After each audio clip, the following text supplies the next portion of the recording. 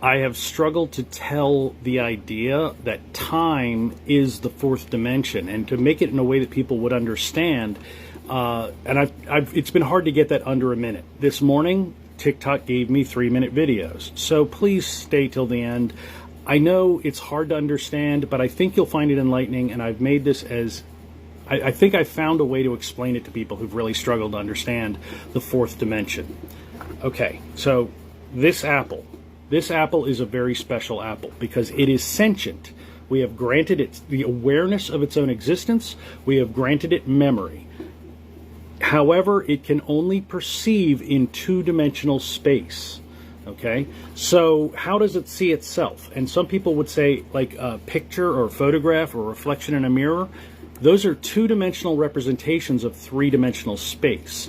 This object doesn't understand the third dimension, so representing the third dimension won't mean anything to it. It can only perceive in 2 dimensions at a time, so it must perceive itself in 2-dimensional slices of itself. Okay, so those slices, as it explores its own existence and moves across itself, it will actually be to its own purpose that slice. So in the beginning, it is just a bit of skin. It doesn't see itself, that bit of skin, as being part of a larger whole. It sees itself as being a bit of skin, and that is what it is. And then, as it explores itself, it sees itself as growing and changing, and then coming down. We, of course, know, no, it's just a piece of you. It's not the whole.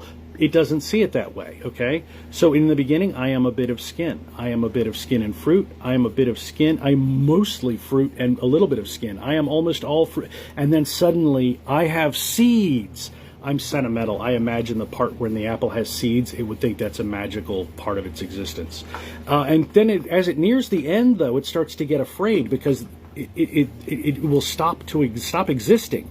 The way it travels across the third dimension, exploring itself, it has no concept of anything beyond, and it will just cease to exist.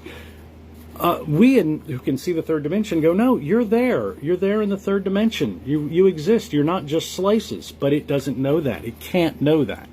So we are in 4-dimensional space and time, and we can only perceive 3 dimensions. So how do we see that fourth dimension?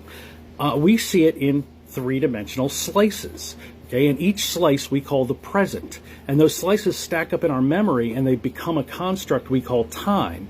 And we conceive of ways where it might extend past our own existence because we don't want the universe to exist without us in it.